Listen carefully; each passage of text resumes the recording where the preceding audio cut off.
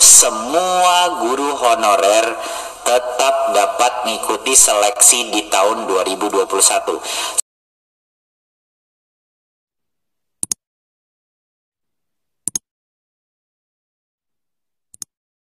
Alasannya kenapa kami berhasil memperjuangkan angka itu adalah dengan kondisi adanya tes seleksi.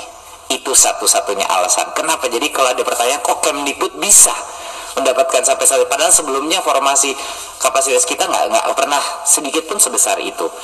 Alasannya adalah hanya dengan satu kondisi, ada tes minimum kompetensi yang dilakukan. Itulah kondisi kenapa kita bisa berhasil mendapatkan anggaran formasi kapasitas sampai dengan maksimum 1 juta guru.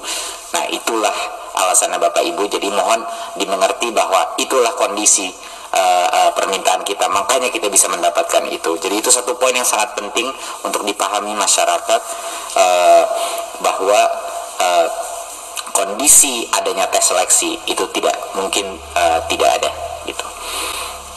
Berikutnya, kami mendengar beberapa masukan bahwa mungkin ada isu dengan sosialisasi.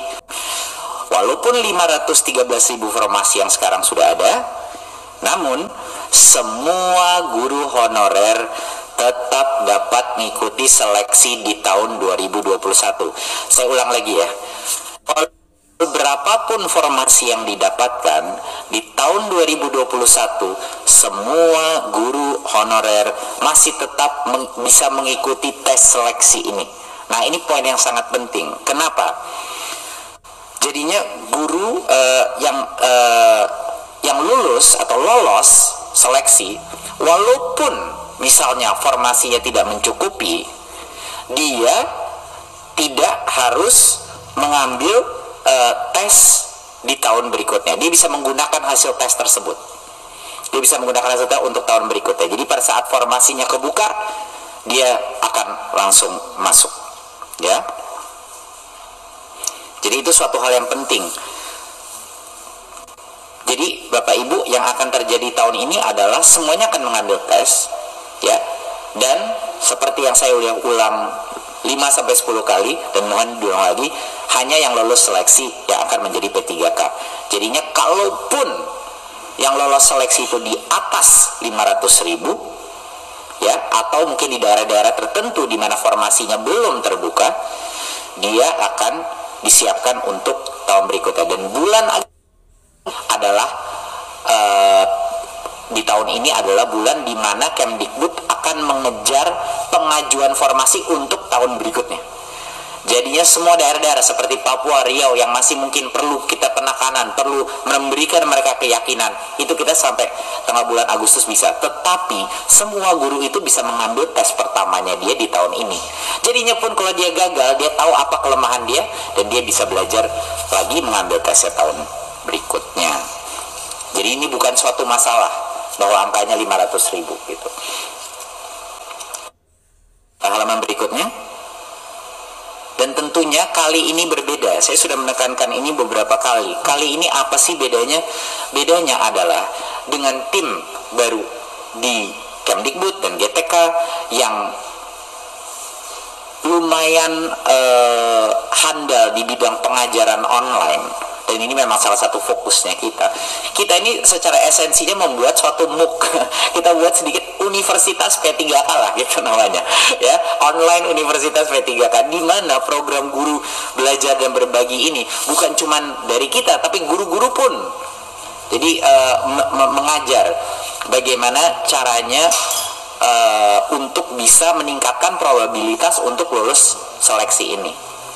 Jangan lupa Bapak Ibu, kepentingan daripada tes seleksi ini bukan hanya untuk membuktikan minimum kompetensi dan melindungi anak-anak kita, guru-guru yang tidak memenuhi minimum kompetensi. Tetapi yang membuat saya sangat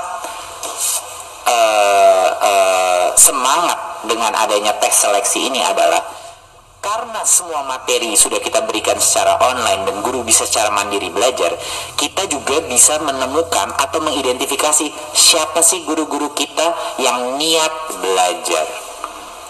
Iya kan? Siapa guru-guru kita yang niat belajar? Guru yang hebat bukan hanya guru yang bisa mengajar. Guru yang hebat adalah guru yang punya motivasi belajar sepanjang hayat. Ya, dan inilah makanya program guru belajar dan berbagi ini sangat penting, karena kita tidak bisa memberikan saja mereka ayo lolos seleksi, kita dukung dengan pengajaran online yang terskala untuk hampir semua guru honorer kita. Dan ini bimbingan ini terus akan kita laksanakan. 256.000 guru telah mengakses situs guru belajar dan berbagi, dan 101.000 guru telah bergabung dalam forum diskusi. Ini partisipasi yang luar biasa. Di masa pandemi ini, satu hal yang positif yang sudah kita lihat secara data Bapak Ibu adalah partisipasi guru dalam pembelajaran apapun yang sifatnya online itu sangat tinggi kehausannya. Nah, ini harapan saya, calon-calon yang akan lulus seleksi adalah yang dengan kehausan belajar yang tinggi. Sekarang kita masuk kepada kebijakan afirmasi. Jadi Bapak Ibu, kita memikirkan bagaimana caranya kita mendukung dan memberi nilai tambah kepada pengalaman di dalam dunia pendidikan tanpa mengurangi minimum kompetensi yang bisa terdemonstrasikan melalui tes seleksi ini. Jadinya kami mengambil posisi di Kemendikbud bahwa pengalaman adalah suatu proksi daripada mutu. Karena kalau bahasa Inggrisnya itu tacit knowledge atau pengalaman. Hal-hal yang tidak bisa diukur oleh tes itu harus juga dinilai, seperti pengalaman berguru dan lain-lain. Nah, jadinya setelah juga dengan Pan RB dan melakukan berbagai macam negosiasi, jadi kita menentukan adalah kita akan memberikan bonus point untuk passing grade. Jadinya apapun passing grade-nya, peserta dengan umur 40 ke atas, ya, 40 tahun ke atas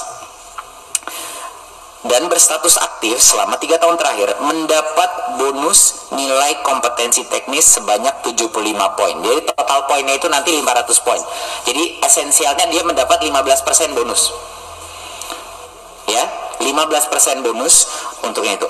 Dan bukan hanya untuk yang di umur 40, peserta-peserta penyandang disabilitas juga mendapat nilai bonus sebanyak 10% dari maksimal bonus. Jadinya ini adalah kebijakan afirmatif tanpa mengorbankan minimum kompetensi yang dibutuhkan untuk para siswa. Jadi itu adalah kompromi yang kita harus selalu. Pertama, kita harus lindungi siswa kita. Kedua, kita harus memberikan nilai tambah untuk pengalaman, Bapak Ibu. Karena pengalaman itu ada nilainya yang belum tentu bisa dites, gitu. Jadi itu adalah landasan filosofis daripada afirmasi ini. Afirmasi ini bukan kita berikan karena oh ya memang sudah lama bekerja, bukan. Kita memberikan afirmasi ini karena menurut kami pengalaman itu ada nilainya dan harus dihargai dan belum tentu bisa dilihat melalui tes. Nah, satu hal lagi, poin yang penting di atas ini, ujian seleksi pertama, yaitu ingat tadi saya bilang yang pertama ada 3 tes tahun ini. Di bulan Agustus adalah tes yang pertama, ya. Untuk yang pertama itu hanya untuk guru honorer di dalam sekolah negeri masing-masing. Jangan lupa ya, tes seleksi P3K ini adalah untuk memposisikan guru di dalam sekolah negeri. Jadinya kenapa kita membilang guru honorer yang sedang kerja di sekolah negeri duluan? Karena mereka sudah lokasinya di situ. Mereka sudah lokasinya di situ. Jadi mereka diberikan ronde pertama di bulan Agustus, lalu sisanya boleh bergabung di 2 ronde berikutnya. Ujian seleksi kedua dan 3 terbuka semua honorer. Jadinya kita pastikan kita prioritaskan, karena kami juga mendapat banyak masukan. Loh, guru-guru yang sudah ada di sekolah itu harusnya yang mendapat prioritas dulu gitu, sebelum guru dari misalnya lulusan PPG dan yang baru. Ini banyak sekali yang sudah melakukan komplain baik ke Komisi 10 maupun ke kita. Jadi itu yang kita lakukan. Jadi sequencingnya aja. Yang pertama mengambil tes, baru kedua, ketiga dibuka. Nah, kabar gembira bagi peserta yang sudah memiliki sertifikasi guru, ya. Jadi tes kompetensi ini tes seleksi guru P3K ini ada beberapa komponennya Bapak Ibu. Ada komponen teknis, ada komponen manajerial, sosiokultural, dan ada komponen wawancara atau esai tertulis yang dikirim. Nah, bagi peserta yang sudah mendapatkan sertifikasi guru, dia mendapatkan nilai penuh ujian komponen tes kompetensi teknisnya, ya. Jadinya itu saja yang dia secara otomatis dapat 100% untuk komponen. Tapi dia masih harus mengambil, harus lulus passing grade untuk manajemen dan wawancara. Jadi Bapak Ibu, ini adalah upaya Kemendikbud untuk menjawab baik permintaan dari Komisi 10, baik juga dari aspek pedagogi dan aspek mutu pendidikan secara filosofis masih matching untuk melindungi kualitas pendidikan guru kita Bapak Ibu. Jadi ini adalah yang bisa kita tawarkan, dan terima kasih teman-teman di Kemendikbud yang sudah dengan susah payah bernegosiasi dengan berbagai kementerian lainnya, terutama Pan RB, untuk bisa mendukung kita untuk melakukan kebijakan afirmasi ini. Jadi itu kira-kira Bapak Ibu mengenai program afirmasi P3K. Dan jadi poin yang pertama tadi saya ulang sedikit. Poin yang pertama adalah kita tidak akan mungkin mendapatkan kapasitas 1 juta guru ini kalau tidak ada minimum tesnya, karena itu adalah kondisi permintaannya. Kedua, angka 500.000 adalah angka historis untuk formasi ASN guru yang dalam 10 tahun terakhir ini belum sempat kita tercapai sebesar ini. Jadi itu juga patut kita rayakan. Ketiga adalah isunya lebih mendalam daripada sosialisasi. Bukan hanya sosialisasi, tapi kepercayaan daerah bahwa pemerintah pusat akan benar-benar menalangi biaya ini. Dan itu ya kerja keras kita. Itu membutuhkan waktu dan pendekatan. Dan yang keempat adalah bahwa walaupun 500.000 itu pun saya rasa kalau kita mengasumsi semua guru honorer mengambil tes, berapa persentase yang masuk, saya rasa akan masuk. Tapi pun kalau tidak masuk, yang lebih lulus di atas itu, mereka akan secara otomatis bisa menggunakan angka itu untuk formasi pada saat formasi daerah mereka terbuka tahun berikutnya. Dan di bulan Agustus disitulah kita akan melengkapi jumlah formasi untuk yang tahun berikutnya. Jadi kami akan terus bekerja keras. Dan tentunya kabar yang terakhir adalah untuk menjawab apresiasi pemerintah pusat terhadap pengalaman dan dedikasi, di mana itu ada nilainya untuk mutu. Kita memberikan afirmasi 15% bonus poin kepada yang umurnya 40 ke atas, ya, dan juga untuk penyandang disabilitas.